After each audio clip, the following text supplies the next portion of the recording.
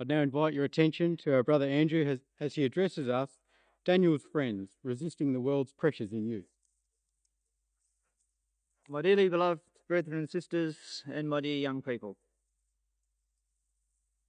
In our last study, we saw that tragic figure of Jeremiah, who experienced so much sorrow and anguish in his life, but who around him and around Josiah, his great friend and confidant, there accumulated a number of younger men who were on fire with the word of Yahweh.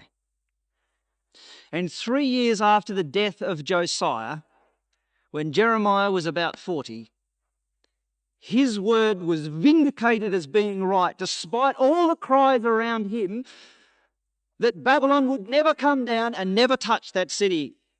But the mighty Babylonian war machine was on the move 3 years after Josiah died.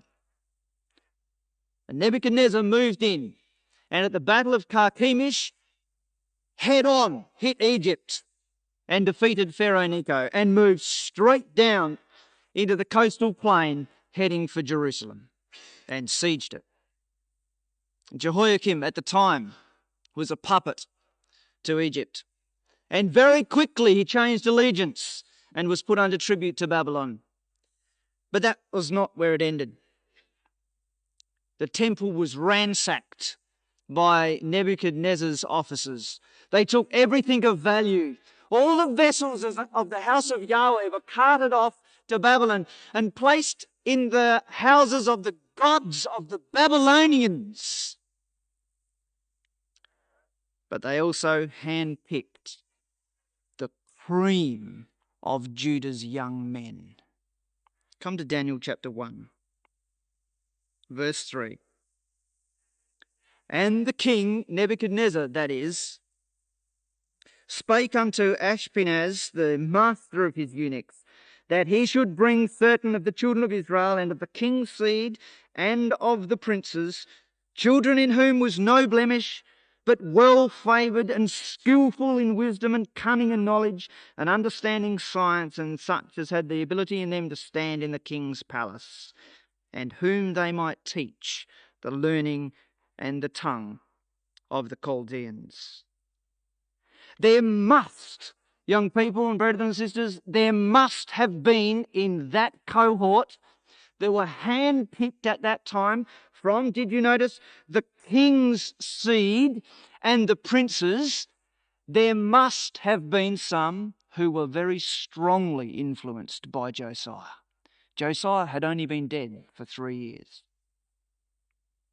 And in his court in Jerusalem, there was growing up a youth group who were alive with the word of Yahweh. Jeremiah and other prophets had stirred them up. And with the example of Josiah before them, they were enthused to try and turn that nation around. But as soon as Josiah died, as we saw the other night, all hope of that ever happening was lost. The breath of the nation, as Jeremiah called him, was gone.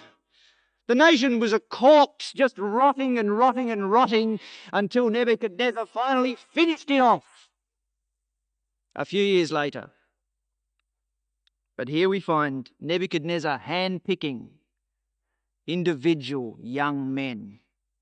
Look at how they're described in verse 4. Well-favoured, intelligent, able to stand in the king's palace. He was after the cream of that nation. And these are called in verse 4, the start of verse 4, children. The word is used in the scriptures of anything from children to youths to young men. And it probably refers to teenagers, those in their late teens. And so these children whom he picked in the prime of their life at around 18 or 19 were carted off into Babylon. Babylon had a very clearly enunciated policy of integration and assimilation. They were very, very cunning psychologists.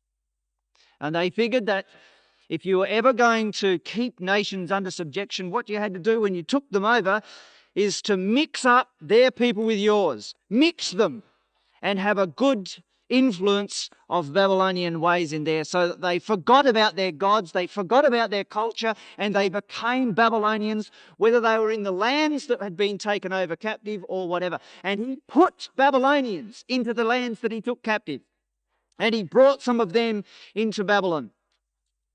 That was only part of his policy. The second part of his policy was to handpick the intelligentsia of a nation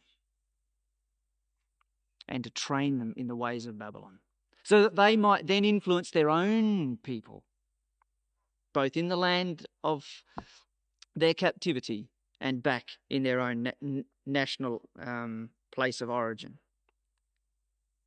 And so we find that this method that Nebuchadnezzar was skilled at using throughout his campaigns and throughout his time as king was based on two fundamental principles.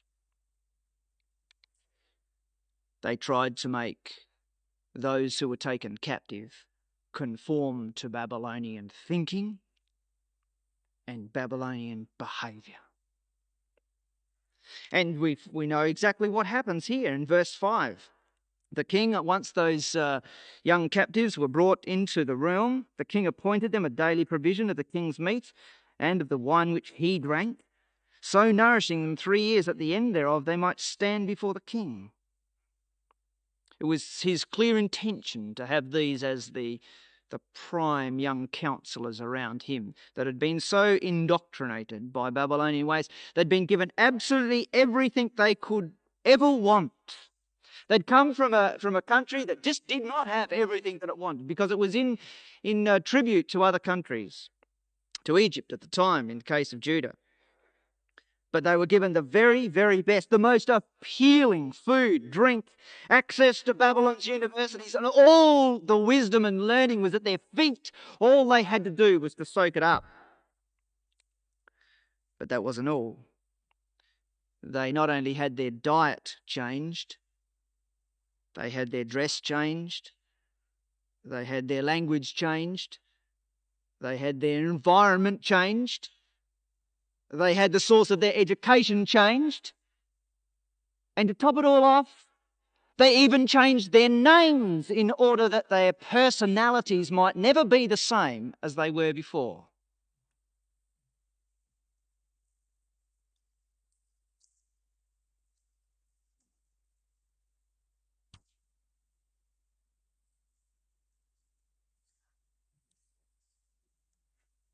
And it's very interesting to see, while there is some dispute about the actual meaning of some of their Babylonian names, it's very interesting to see that every one of the 4 friends that we find mentioned here in verses 6 and 7 of Daniel 1, that is Daniel, Hananiah, Mishael, and Azariah, all have as part of the meaning of their name Yahweh or El. They had come from godly families who had so named their children to reflect their godly thinking. But the Babylonians named them, and if you have a look at the names that are there on the overhead at the moment, every single name that they gave to those 4 lads involved the name of one of Babylon's gods. There was a distinct and deliberate policy here to wipe out any cultural link, any link at all with the religion and life and behaviour of the nations from which these men came. They were put in an exceedingly difficult situation. I don't think that just reading Daniel chapter 1, we perhaps at times understand quite how dangerous and difficult that was. Daniel certainly understood, and so did his friends come to understand that, just how dangerous it was. You see, everything that was being done to them, they were being given everything on a plate. They were being treated like great lords walking in, as princes of a realm that just had absolutely anything they wanted at the click of their fingers. If they said they wanted this food or that, they wanted this tutor or that, they got it. And everything that was being done to them appealed to their own pride. They were being told that all they had to do was put their mind to things and they would go a very long way up the hierarchy of the greatest nation on earth. They could be rulers. They could be second in the realm of the great and mighty Babylon. They could easily have deceived themselves into thinking, young people, that, well, it wasn't of their making that got them there. They'd been taken into captivity. They were put here by God. Surely they should make the best of the situation and just do whatever that was asked of them. You know, our young people today are under exactly that same pressure. There's an attempt to change personality. There's an attempt, a very strong attempt, to make our young people conform to Babylon's lifestyle. The world around us is encouraging by its environment and by its education. And the two things that Nebuchadnezzar used, it's encouraging a broad, rounded, balanced education. Oh, it sounds very nice, doesn't it, brothers and sisters? But underpinning the whole of our education scheme at the moment, and for some years it has been the same, is a humanistic base where God has removed from the realm of rational discussion. And other gods, in fact, are substituted for the one true God who created all. Other gods like success, achievement, sport, all substituted in place of the one true God who is the source of all intellectual reasoning and wisdom and moral might. And the whole of our education system that our children are immersed in day by day is man-centered, not God-centered. And especially is that true in the realm of the social areas, the social sciences. And there's many things that our children come up against every day of their lives when they're 5, 6, 7, 8, 9, 10. And it sounds to them all very plausible, all very reasonable. They don't see anything wrong with what's being told them. It just seems to make sense. But it seems to make sense because we're all made of flesh and so are they. And without some godly external influence in their minds, it just all makes sense. You know, and the consequences of the underpinning of humanism in all of our education society is bringing the whole of the Western world to its knees. There is no question of that. The consequences of this form of thinking, brethren and sisters and young people, and take note of this, is a push for personal rights. That's where that's coming from. The importance of the individual and what they themselves think. The equality of opportunity for women with men. Everybody's opinion is just as important as everybody else's. Our children at 4, 5, 6 are having that drummed into their heads. And if you can't see that coming out in your children at school, be thankful. Because there's an awful lot of our children in our young people's groups and in our Sunday schools who are already reflecting that thinking. Make no mistake. And democracy is supreme. The God of this world. Everything relies on democracy. It's the be-all and end-all. The voice of the people.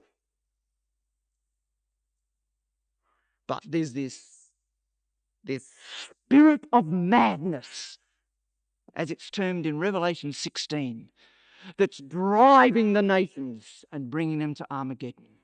And one day, that spirit is going to be on the opposite side to Christ. There is a very deliberate design in the education system of this world that is challenging with an attempt to eradicate biblical morality. You might think that's an overstatement.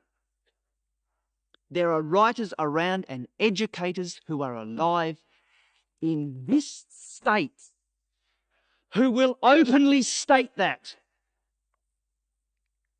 And it's in our workplaces, it's in our schools, it's in our universities. And it's incredibly important for our young people.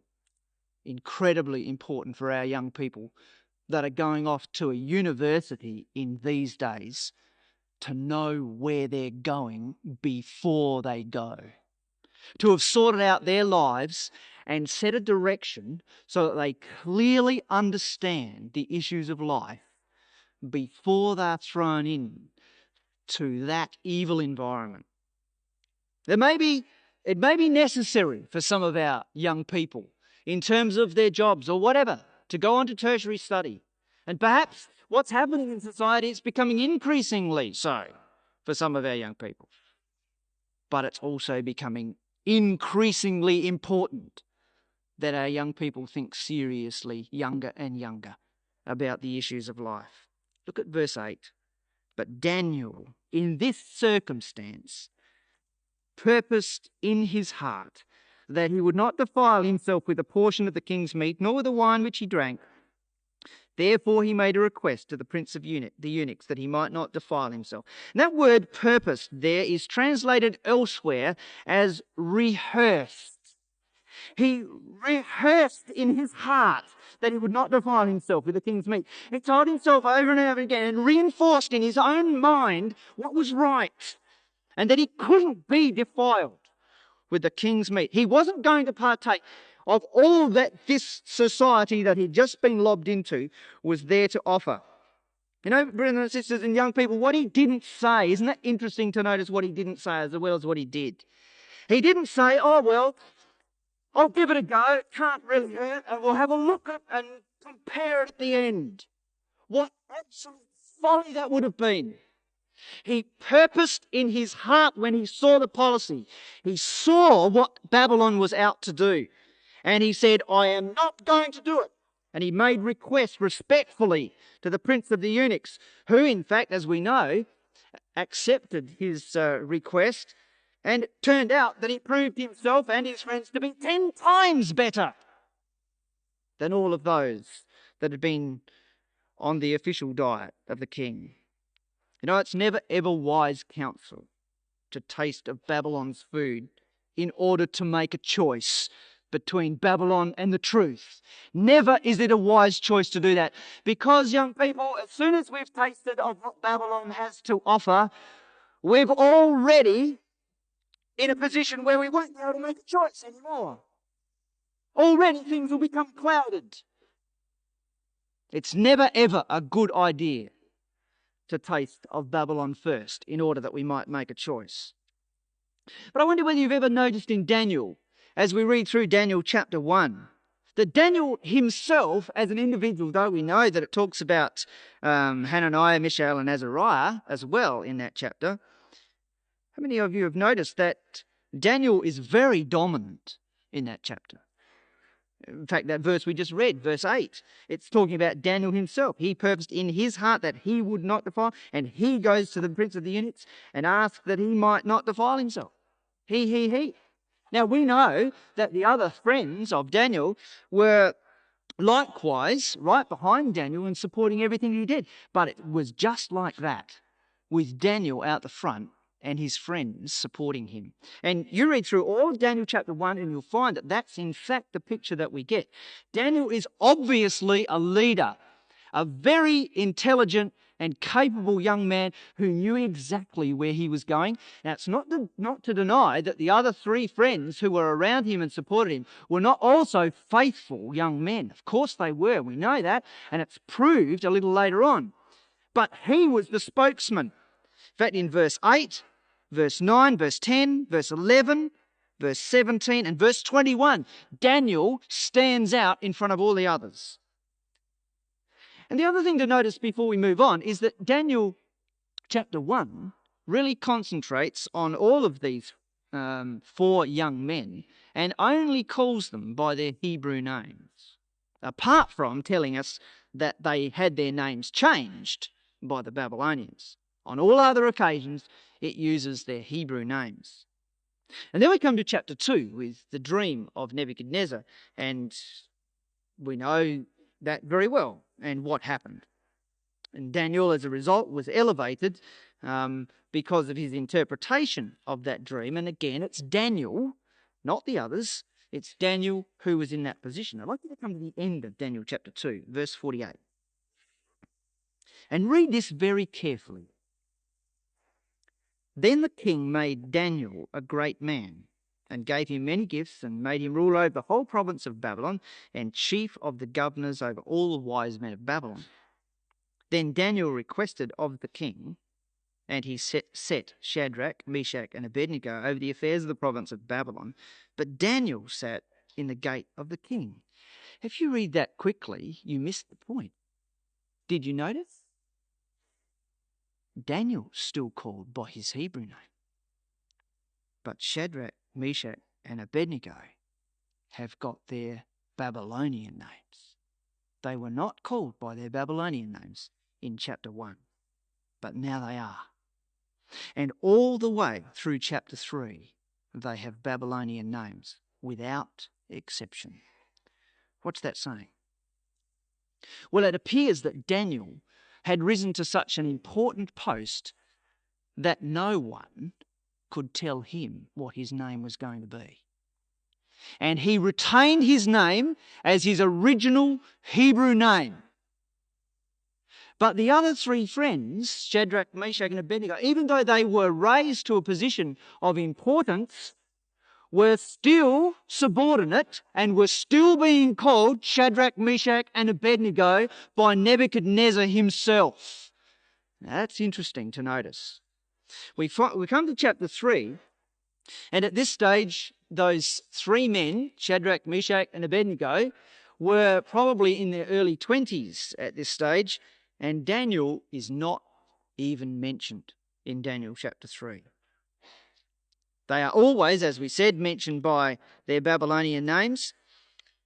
Nebuchadnezzar clearly had not given up on his original policy of integration and conformity.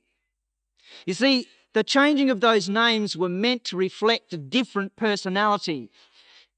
And Nebuchadnezzar was not going to give up easily on that. He hadn't even tried to persist with that with Daniel, but now there's psychological warfare.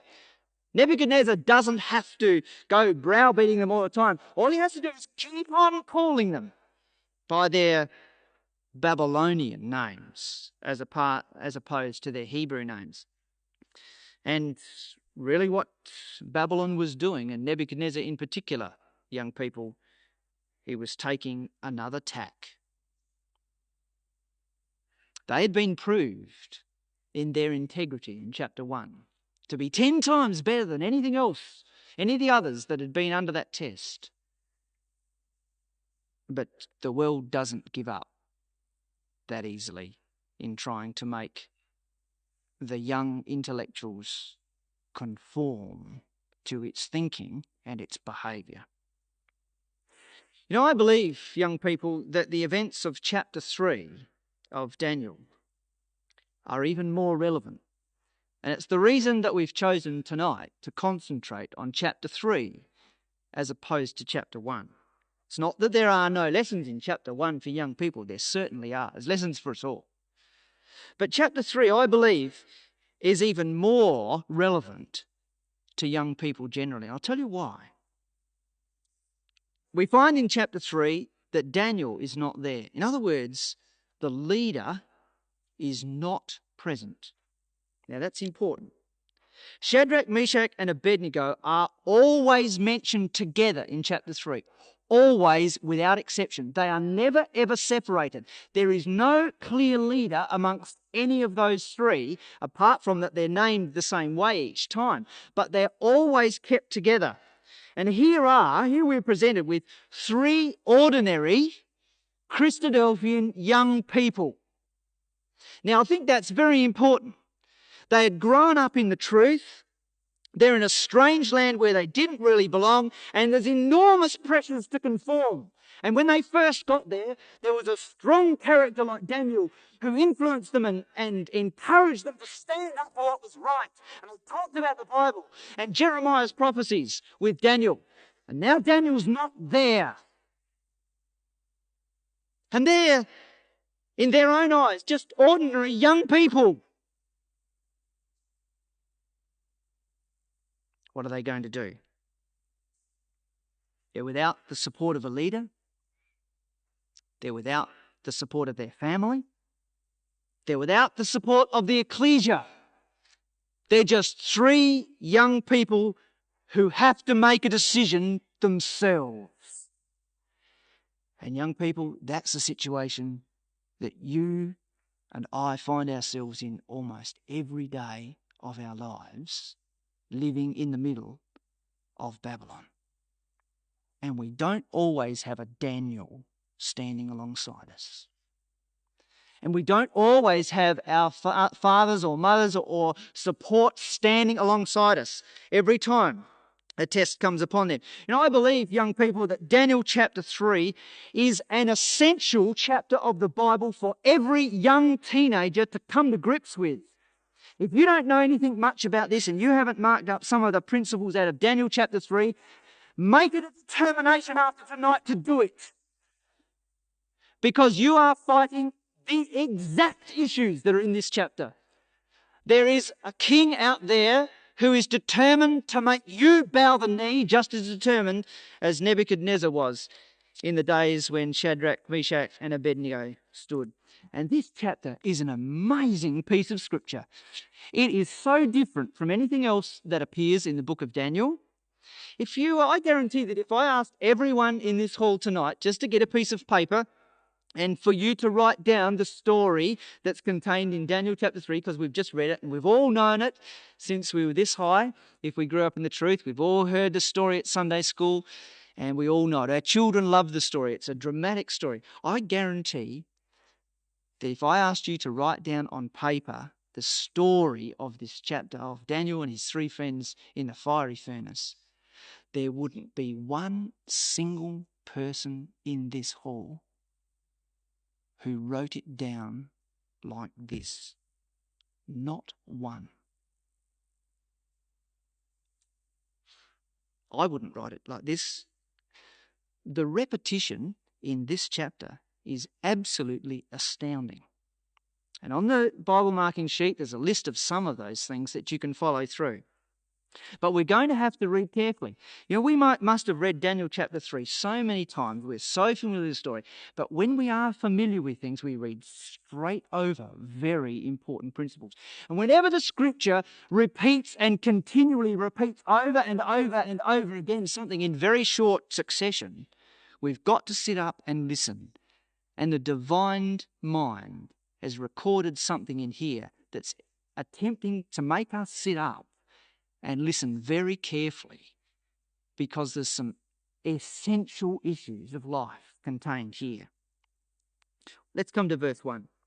Nebuchadnezzar the king made an image of gold whose height was 80 cubits and the breadth thereof was 6 cubits. And he set it up in the plain of Dura in the province of Babylon. All very interesting. And so we start the story. But there are at least 3 very clear connections back to chapter 1. One of them is very obvious on the surface. The other 2 may not be quite so obvious. The one that's very obvious is that he made an image of gold. The word image there is exactly the same word that's used for image in chapter 2 of the image that Nebuchadnezzar saw, but this time it's all of gold. And that has to be a challenge, doesn't it? Because the image that Nebuchadnezzar, of all people, saw, and now it's Nebuchadnezzar setting up this new one, the one that Nebuchadnezzar saw only had a head of gold, and he was told what that meant. Nebuchadnezzar, you are the head of gold. You are the crowning pinnacle of the kingdoms of men, but under you there is an inferior kingdom that's going to take over for you, and you are not going to keep on going forever. That was the clear message which was given to him by Daniel. And now, straight after that, Nebuchadnezzar sets up an image of pure gold from head to foot. Now, if that wasn't an open and direct challenge to the vision which he'd already seen and had interpreted for him, I don't know what was. So it's set in that setting. But there's more to it than that. It tells us that Nebuchadnezzar set it up. It wasn't just his counselors or princes. He didn't go and get those who were over this province of Babylon to do it. You know who was over the province of Babylon? Well, the end of chapter 2 says that Shadrach, Meshach, and Abednego were over the province of Babylon. And now he goes straight over their heads and sets up in the province that he's given them to rule over, he sets up this image without their knowledge. Why did he do it? Obviously, he knew what they'd think of it because they were friends of Daniel.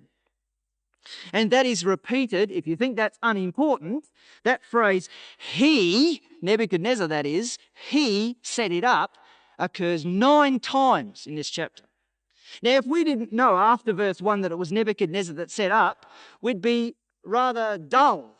But we're told time and time again, every time we meet that image, that it was the image that Nebuchadnezzar had set up.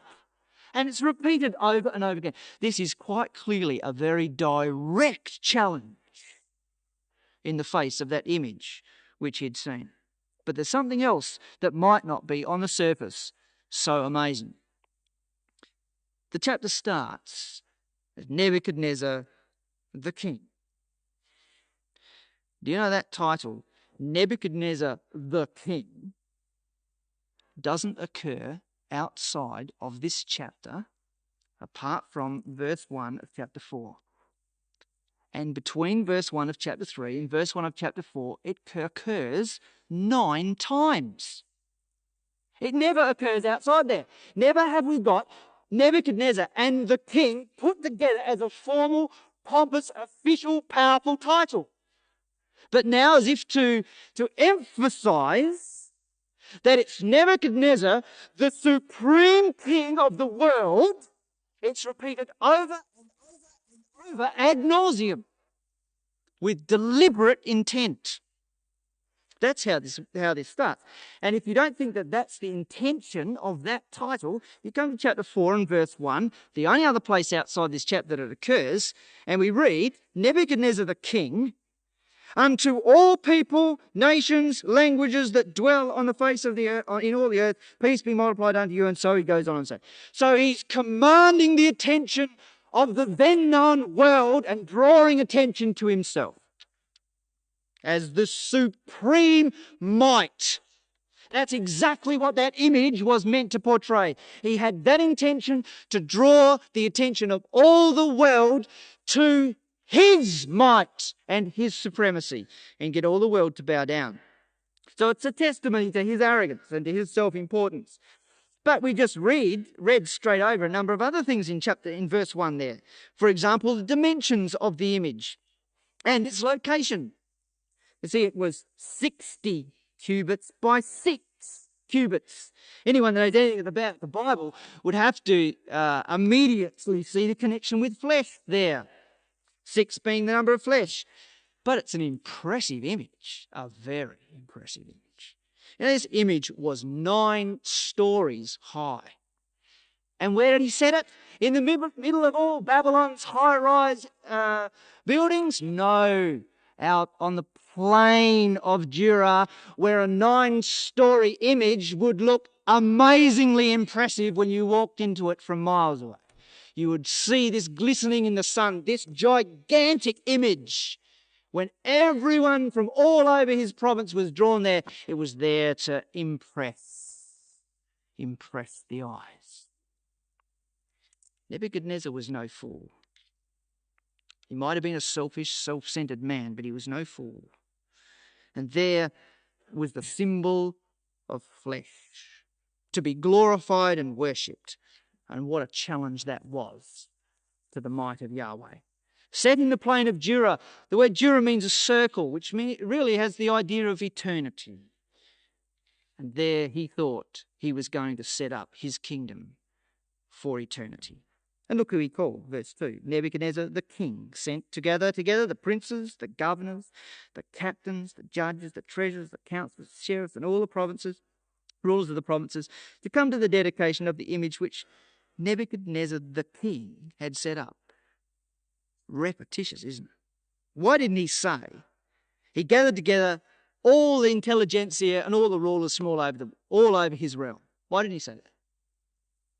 Well, he mentions them every one by name to impress us with just how many there were and how important were all their titles, and that from the highest to the lowest of all his rulers were there. And verse 3 repeats all that same list again and tells us that they all, without exception, came.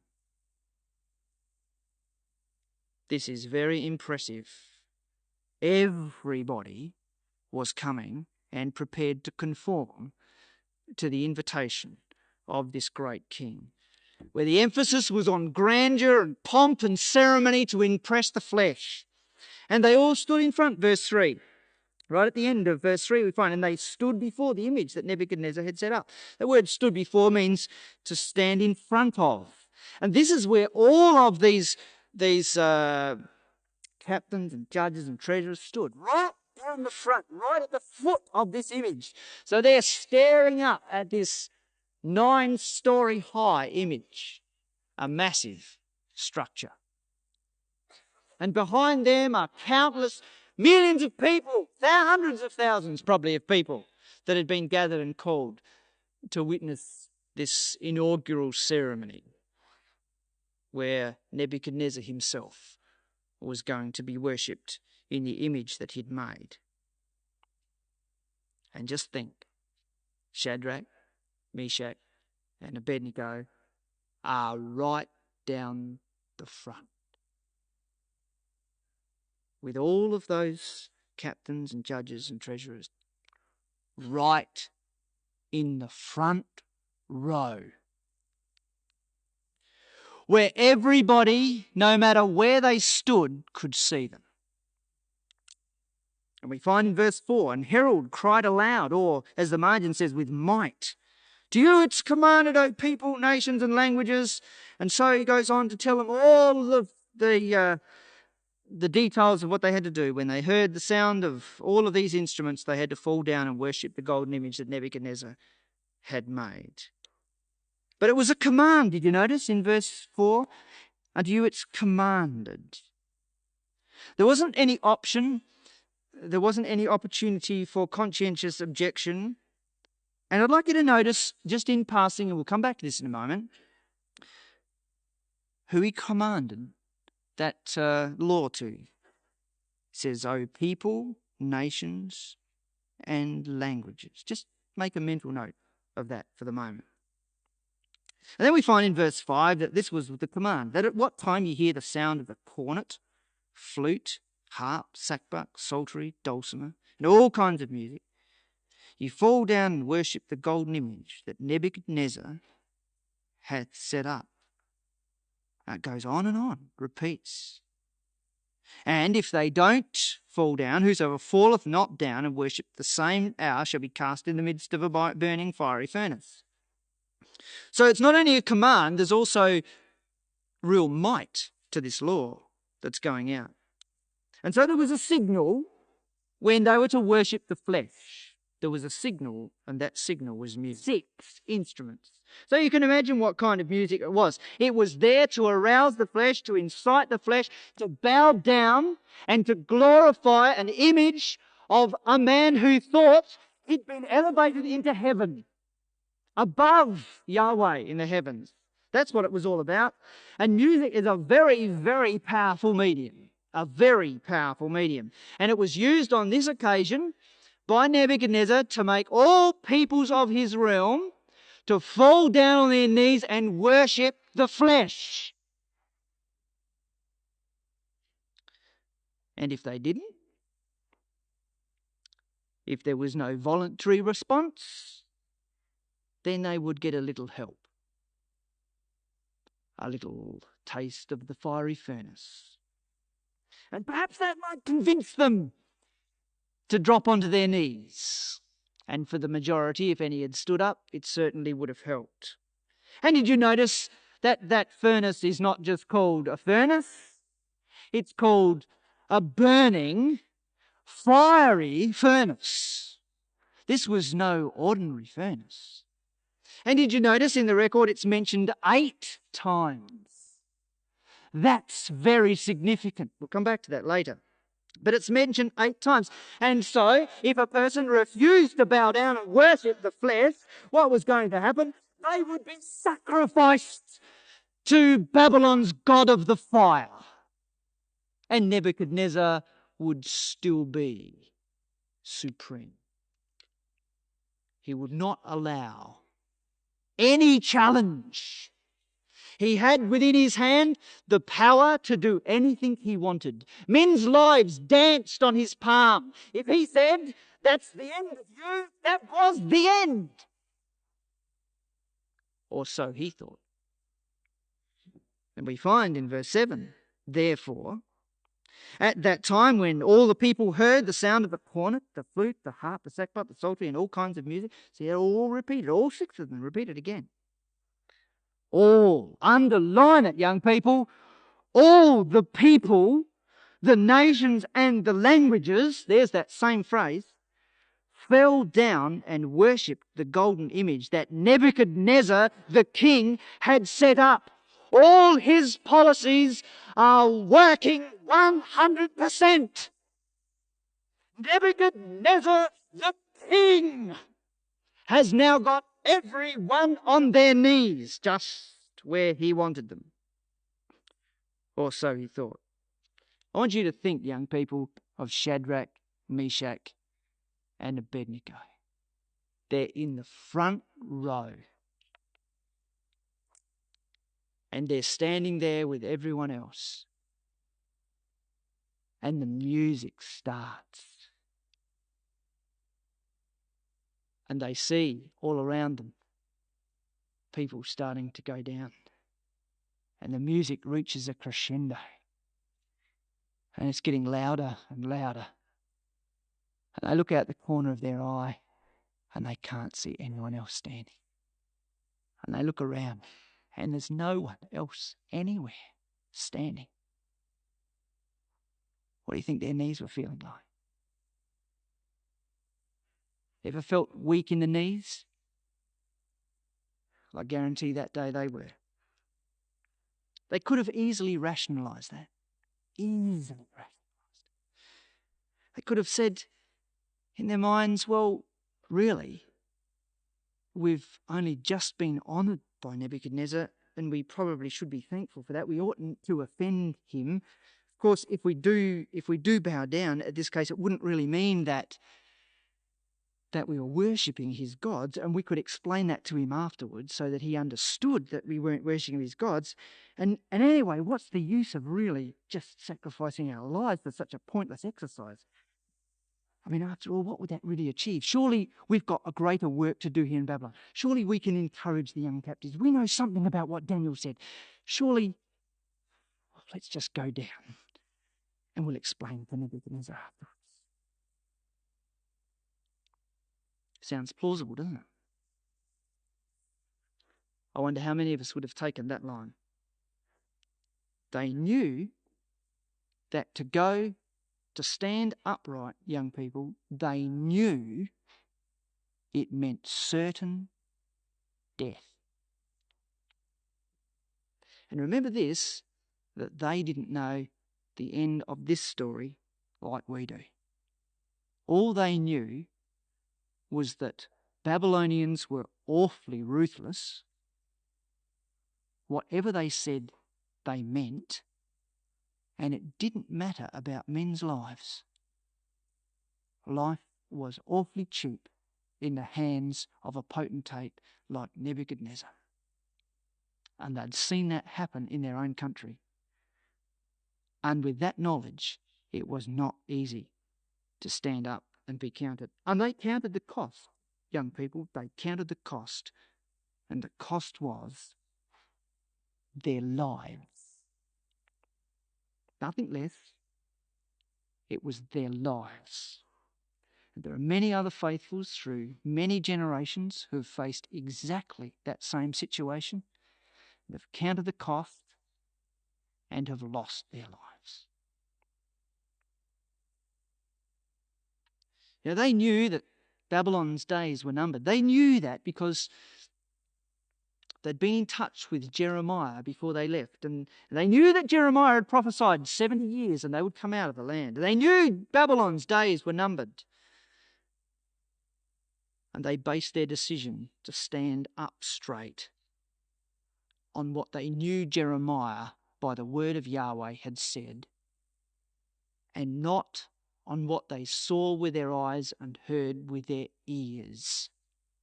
Young people, that's what faith is all about.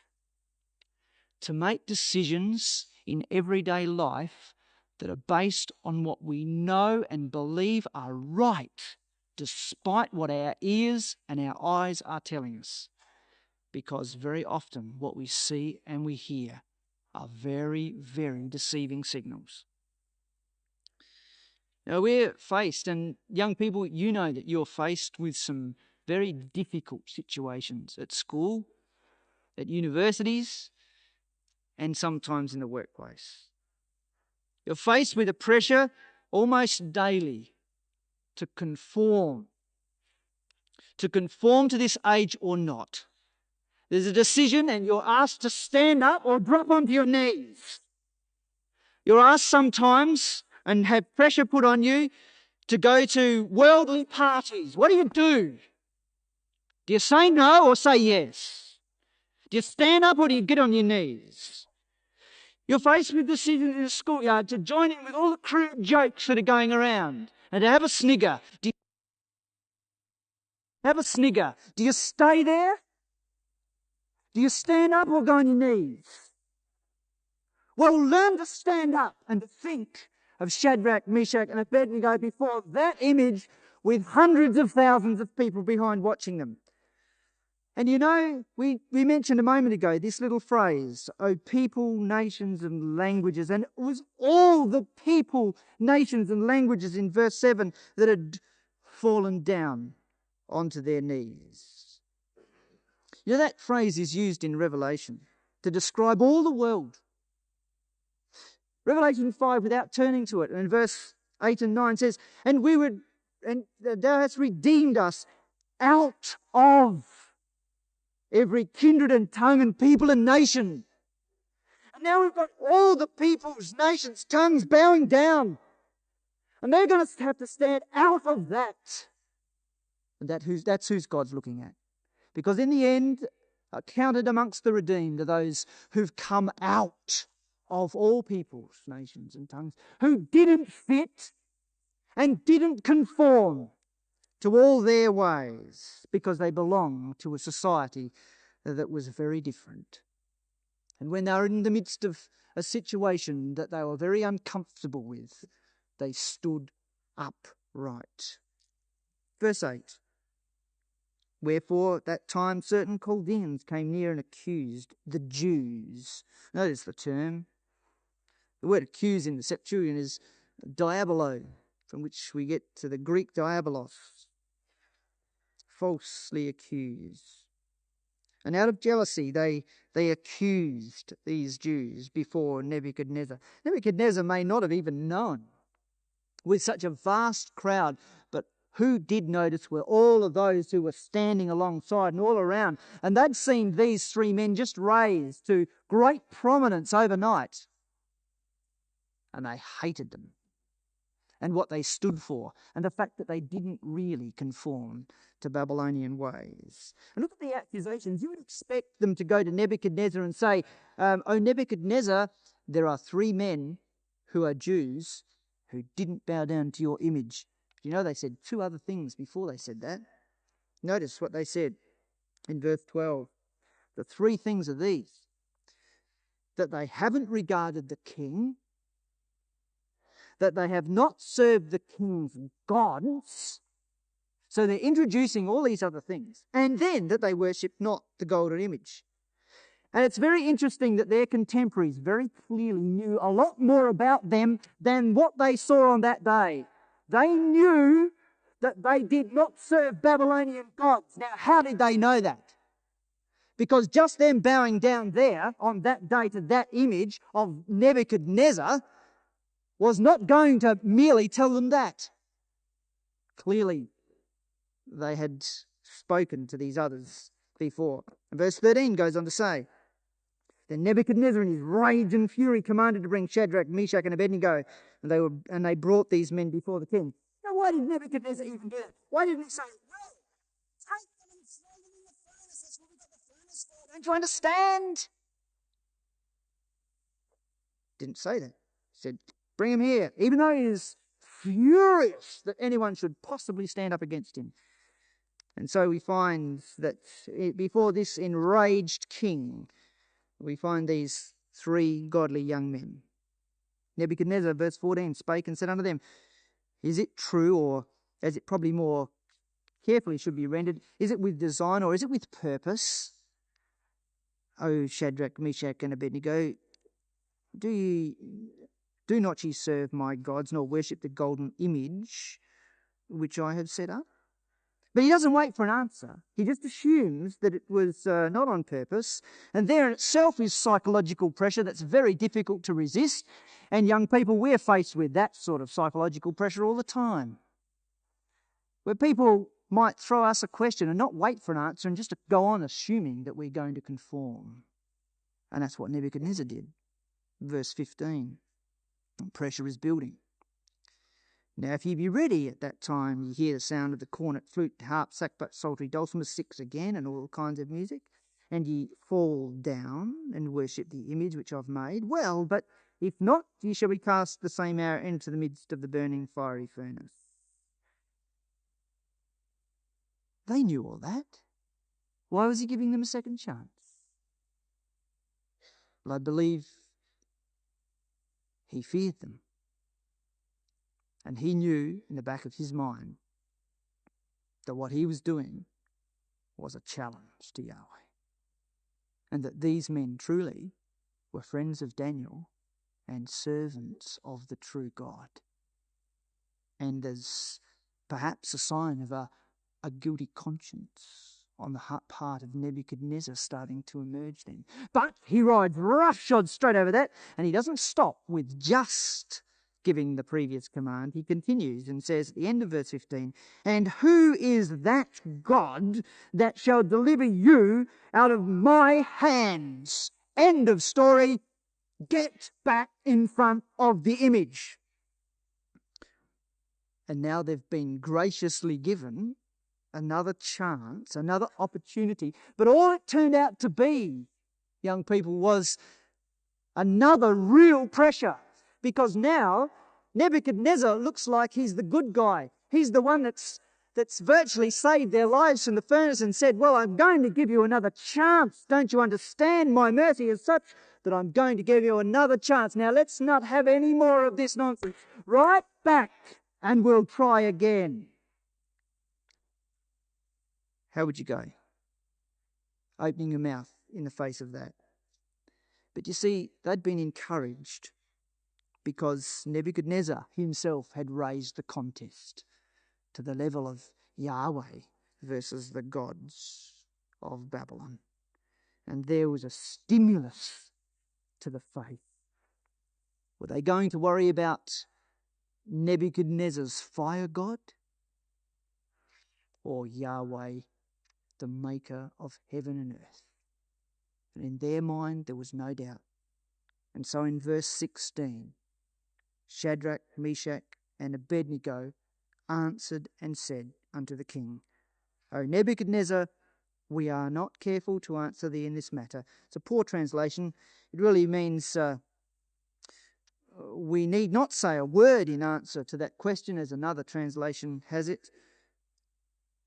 Verse 17, if it be so, our God whom we serve is able to deliver us from the burning fiery furnace, and he will deliver us out of thine hand, O king. But if not, be it known unto thee, O king, that we will not serve thy gods, nor worship the golden image which thou hast set up. They weren't being arrogant or rude, young people. They just had tremendous faith to stand up and to say that they believed that there was a God who could deliver. And did you notice they didn't say he would? They have a God whom they serve who is able to deliver. And if it was his will, he could.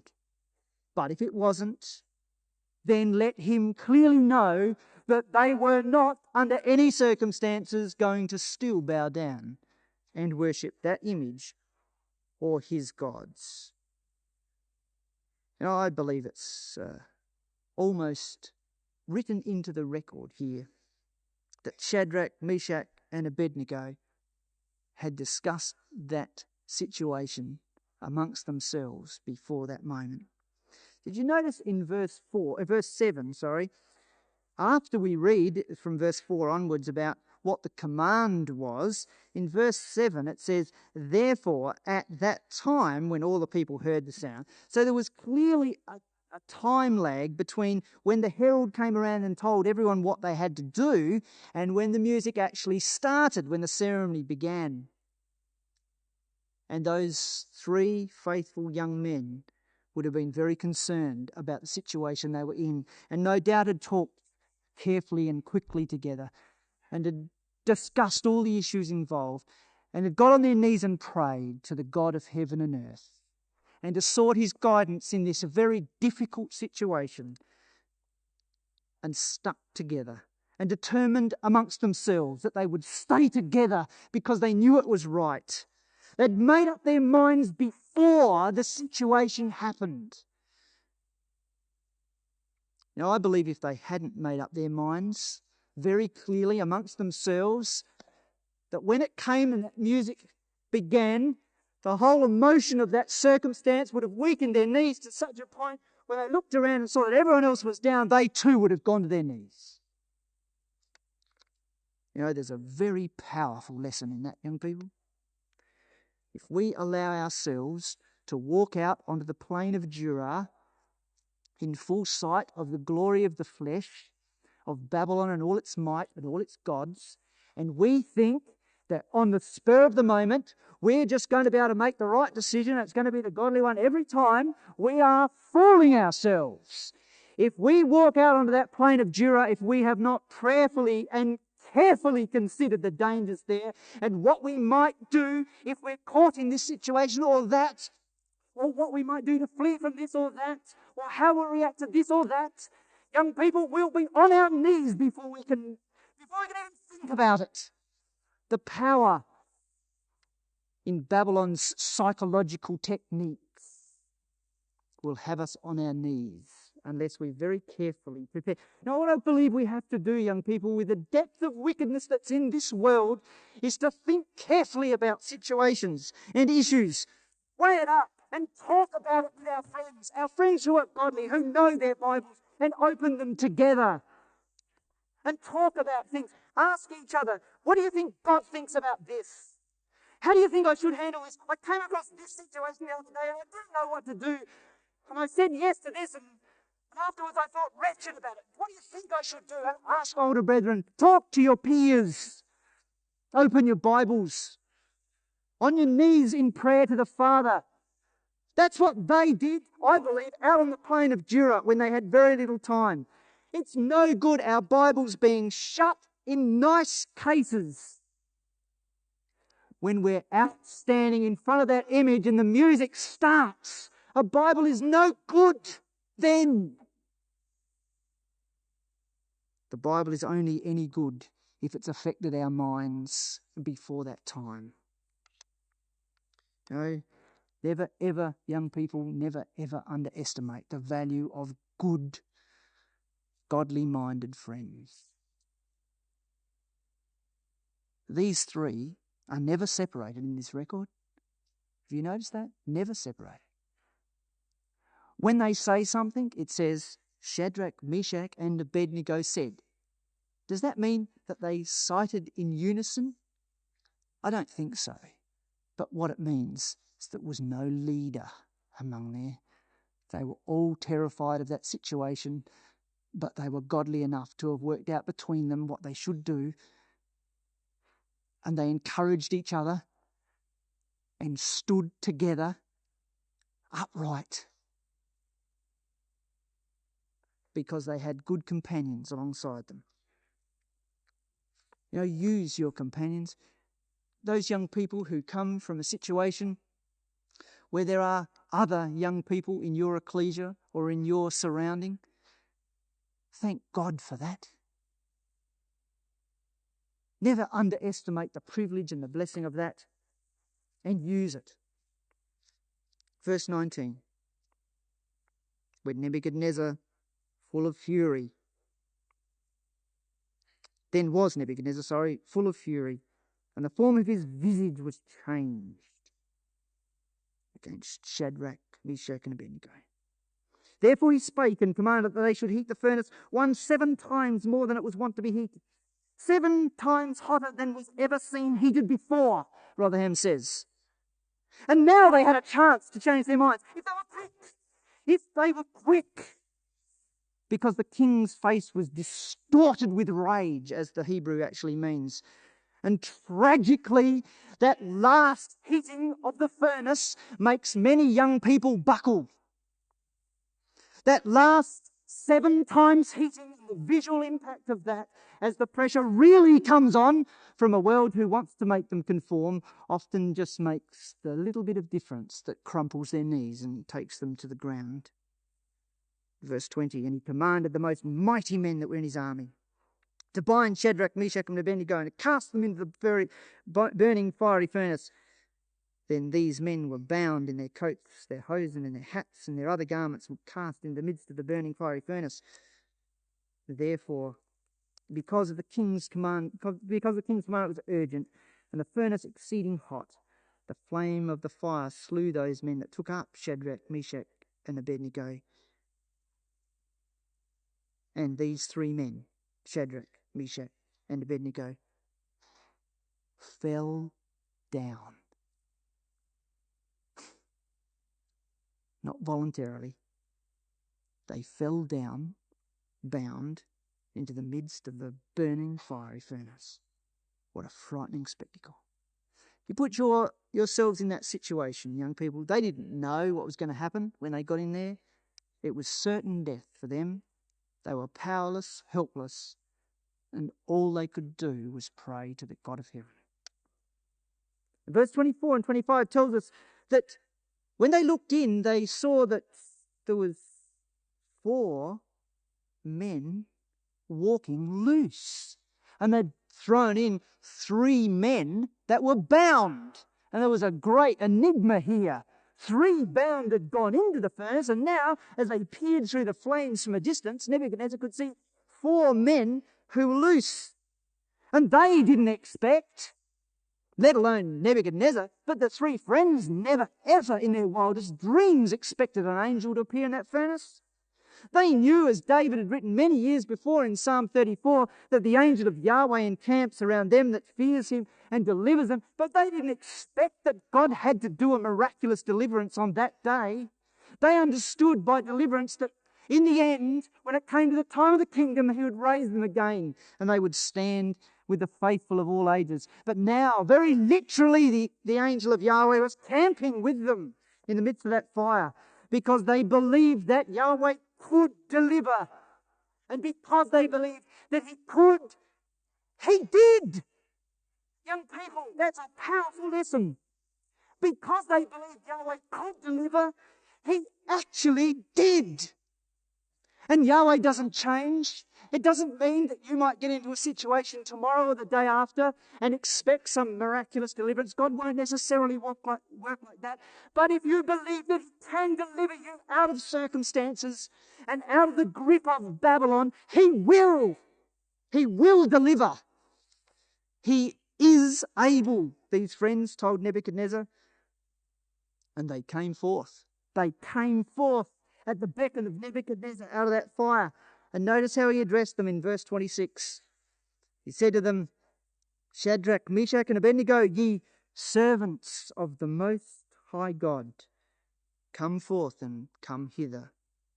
And he acknowledges in verse 28 the God of heaven and earth, and promoted Shadrach, Meshach, and Abednego to be seen and rulers over all of the province of Babylon. Well, that's a very interesting story, isn't it? But it's not the end.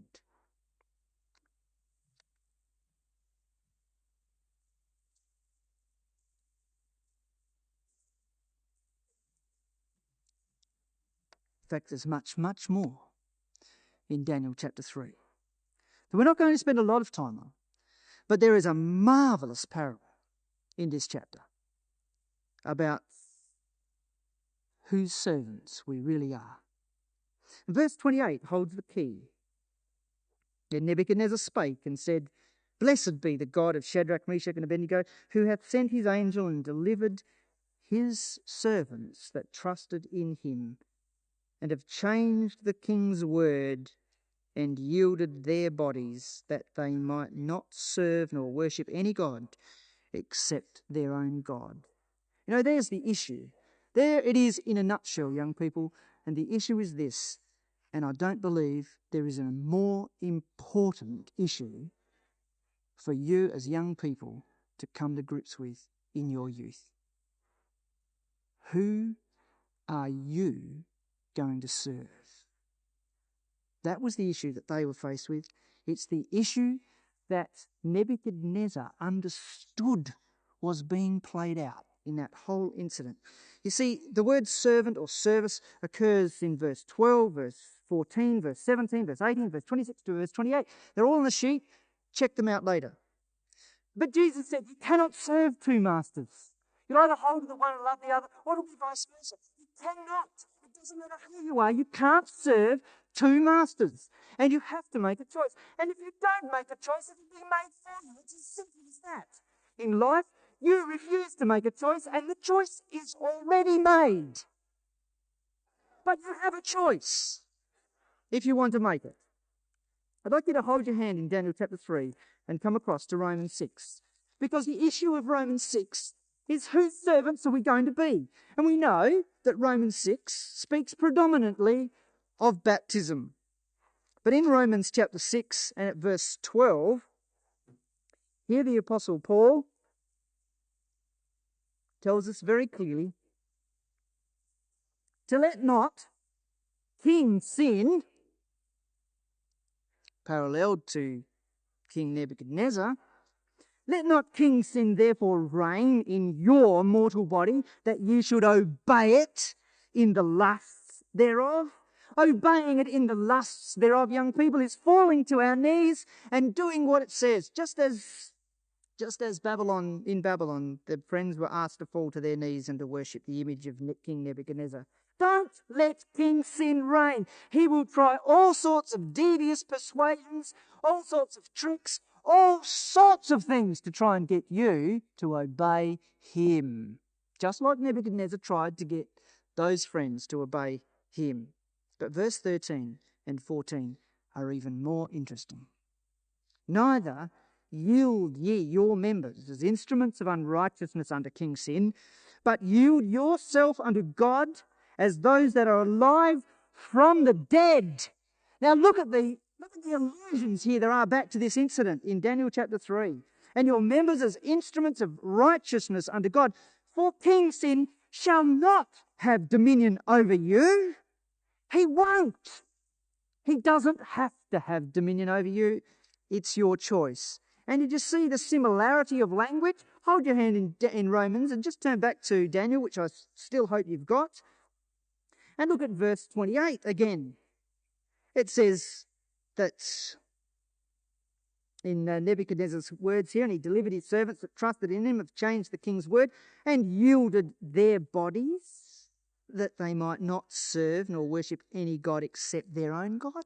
It's the same language that Paul takes up about yielding ourselves, our members as instruments of righteousness or unrighteousness to God. And then look at verse 16. Back in Romans we are now, verse 16. He says, Know ye not that to whom ye yield yourselves servants to obey, his servants ye are, to whom ye obey, whether of sin unto death or obedience unto righteousness. But it's whom you yield yourself to that you're under the dominion of. And that's very interesting. It's not who we say is our master, young people. That's what Paul is saying here. It's not whom we say our master is, that's our true master. It's to whom we yield ourselves and our lives. That's the one that's our master, and it's either sin or it's God. It's as simple as that. There's no black and white. We can't try and grey it out in the middle. We are either servants of God or we're servants to King Sin. It's as simple as that. And King Sin is a very, very powerful monarch. What more powerful parallel could you ever have found in Scripture? Because Nebuchadnezzar was supreme monarch of the world. Everything he said went. And he didn't always have to use might. He used a lot of cunning and subtle means. His policy forced everyone to bow down and worship the flesh. That was Nebuchadnezzar's policy, and King Sin has exactly the same policy.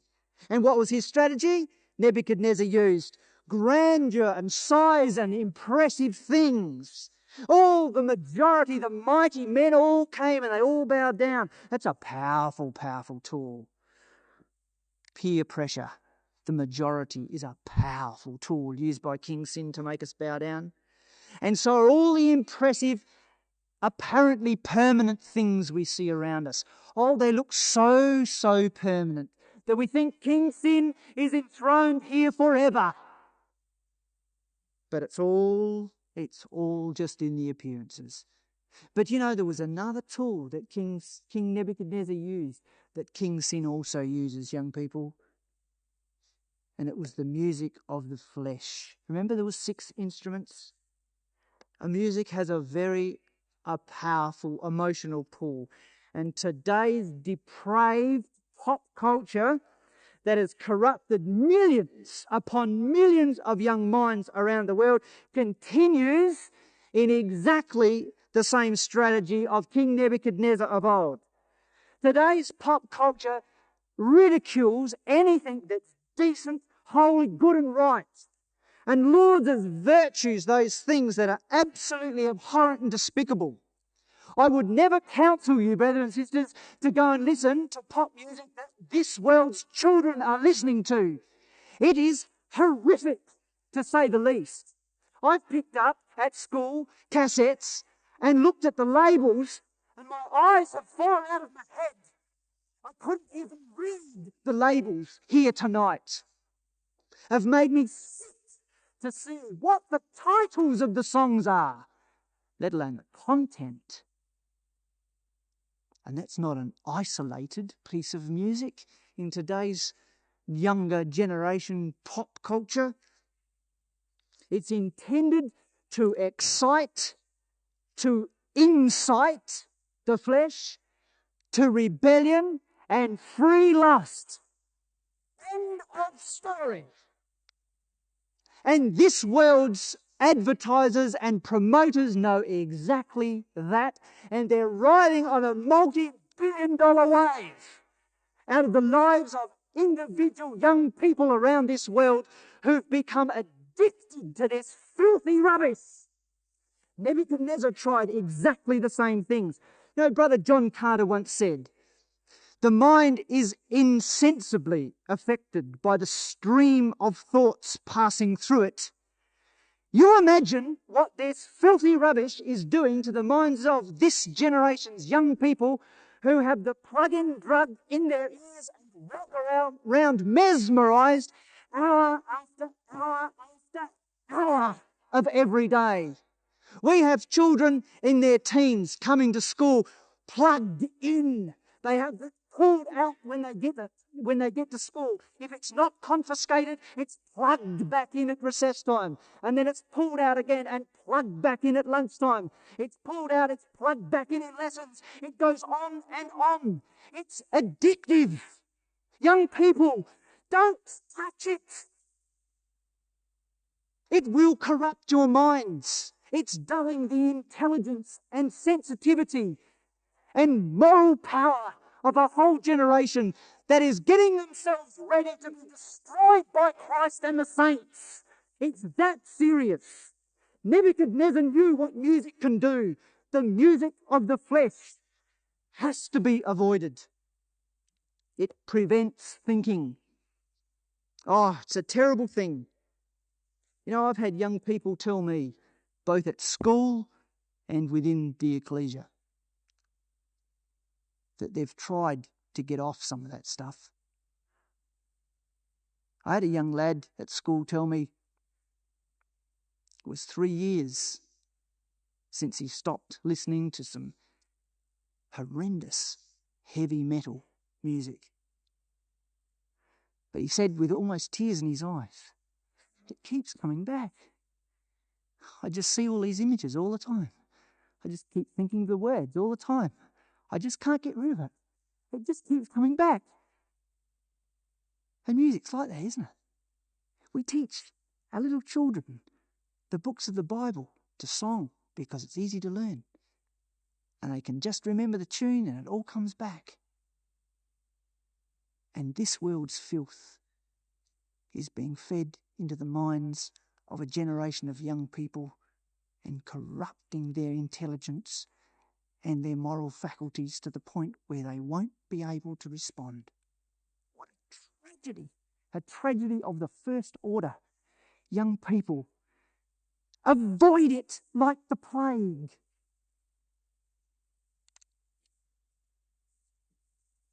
Music changes not only our ability to think, but with corrupting and degrading sentiments will change our behaviour. How do we get rid of it? I know this. I know this from talking to some of our young people, some of whom are here tonight. I know that some of them don't know how to get off it. They want to, but they don't know how. I wonder sometimes how, after going to a young people's class and being uplifted by consideration of some part of the Word of God and thrilling to that and talking amongst themselves afterwards, can jump into their car and turn on the filth of the world. Leave it off, young people. Leave it off. Make a determination to change and replace it with something. Replace it with something that's a bit more elevated, a bit more God-centered. Just try, even if you don't like listening to something like the Messiah or Mendelssohn's Elijah. Just try. Just try for 15 minutes a day. Just try it. And do it every day for a fortnight. Just try it. And it just might surprise you that you actually can respond to it. And it actually is likeable. And it is actually elevating, as opposed to the degrading sentiments of most of today's pop music.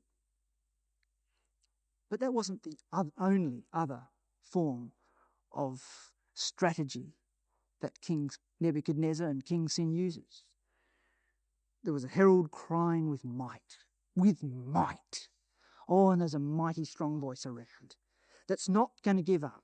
It's not going to give up, young people. Don't think it will.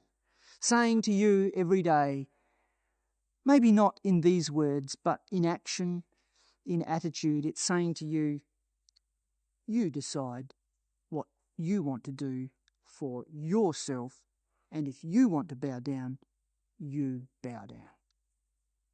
And you stick up for your rights. And don't let some airy-fairy God in the sky, some concept, get in the way of what your body is telling you should do. You know, there's young people within our young people's circle, brethren and sisters, who are talking now about their rights. Why haven't I got the right to do this or that? that should ring bells in our minds, warning bells.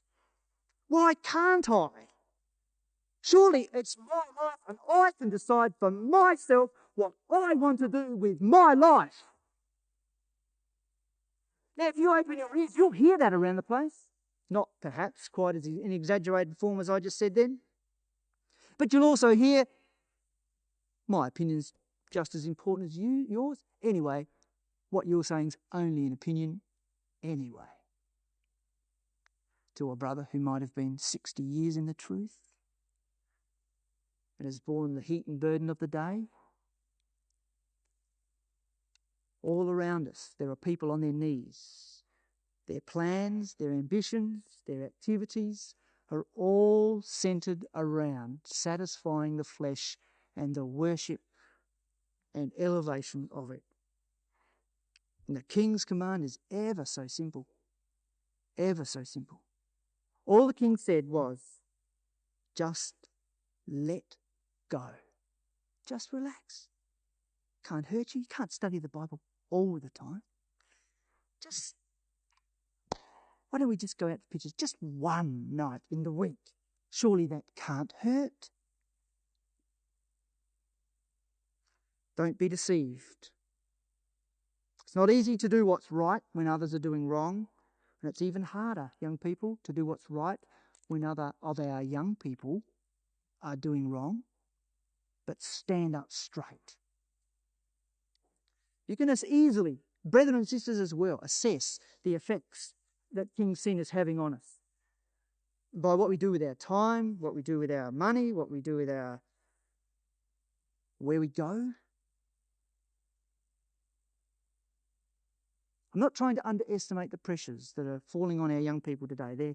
They're quite enormous, and the whole of the advertising industry is focusing on youth, because they have disposable income. And they'll target them for dress. And young people feel as though they have to have brand names and particular trendy hairstyles, that they have to see this movie or go there or try this or experiment with drugs or experiment with sex. We've got to make up our minds, young people, before we go out on the plain of Dura. Whose servants are we? That's the issue. And, young people, I can tell you this, that decision has to be made very often before you're baptized. Because at 13, 14, you're going to be expected to know whose servants you are. And that's an awful responsibility that's falling on the shoulders of our children. And parents, help them to bear that. But we have this assurance, young people, and I'd like you to come to 1 Peter chapter 3. 1 Peter chapter 3 and at verse 12. We have this assurance. For the eyes of the Lord are over the righteous, and his ears are open unto their prayers, but the face of the Lord is against them that do evil. And who is he that will harm you, if you be followers of that which is good? Who is there? And if you suffer for righteousness' sake, happy are ye, but be not afraid of their terror, neither be troubled, but sanctify the Lord God in your hearts. Let me read that to you from the RSV. It says, but sanctify the Lord as Christ as Lord in your hearts, and be ready to give an answer to every man that asketh you a reason of the hope that is within you, with meekness and fear, having a good conscience, that whereas they speak evil of you as evildoers, they may be ashamed that falsely accuse your good conversation in Christ. You see, the key is this, young people, to sanctify Christ as Lord, not King Sin. To sanctify in your heart Christ as Lord. And let not King Sin reign. And prepare for the day that you go out into the plain of Dura, and be ready with a hope that's within you, not in your Bible. It's in there for sure, but it's not going to do you any good unless it's in you, and you'll be able to stand. But when you make a stand, young people, brethren and sisters of age and experience know this only too well, that when we make a stand, the pressure won't decrease. it will often increase. Just as it did in those days when Nebuchadnezzar stirred up that furnace until it was 7 times hotter than it had ever been before. You know what the Apostle Paul said? He said, let all that live godly, not profess, but live godly in Christ Jesus shall suffer persecution. And it's the lot of all the faithful, as we've seen from a couple of our studies. The lot of all God's faithful servants are going to have to walk this path where there's pressure. But you know, pressure has a purpose. And here it's so beautifully explained. We're going to finish on this tonight. It is absolutely beautifully illustrated in this little parable. You see, those 3 young men were bound by King Sin and thrown into a furnace. And when they got into that furnace, you know what happened? The ropes burnt off. They were freed, and they came out and were elevated to the top of the kingdom. Now, we're in 1 Peter. You turn back a page to 1 Peter chapter 1. And these are words we must have read hundreds of times, but you think of them in this context. 1 Peter 1. It's talking about our lively hope in verse 3. Verse 6, wherein ye greatly rejoice, though now for a season, if need be, you're in heaviness through manifold temptations, that the trial of your faith, being much more precious than of gold that perisheth, though it be tried with fire, might be found unto praise and honour at the appearing of Jesus Christ. What interesting words.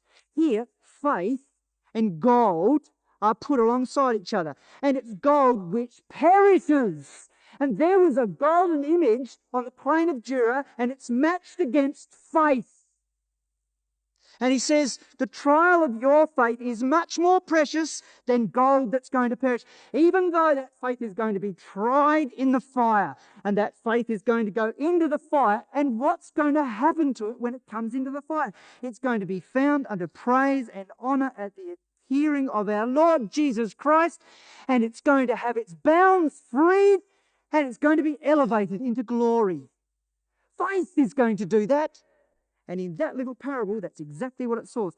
It says, the fire of trial is going to free us, brethren and sisters and young people, of the bondage of King Sin. Think of that. Verse 8. Whom, he says, talking of Christ, having not seen ye love, and in whom though ye now see him not, yet believing ye rejoice with joy unspeakable and full of glory, receiving the end of your faith, even the salvation of your souls.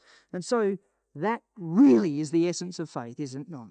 Seeing the unseen. Though we don't see now, yet believing and rejoicing with full of glory that one day we'll stand delivered, freed, saved through the power of a tried faith.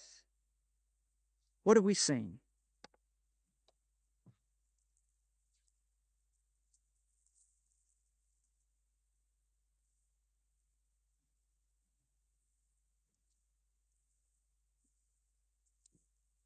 That the world will always try to force conformity in its thinking and its ways and behaviour. Whilst we're in Babylon, if we're godly, trial will always be inevitable, but we've got to learn to stand up and do what's right, despite what the majority are doing. We are his servants to whom we obey. We have the choice, and God is able to deliver. If we believe he can, he will. Deliverance requires faith, courage, and determination by us all. Let's always be ready to give an answer of the hope that's within us, and to make good use and thank God for the companions that he has given us.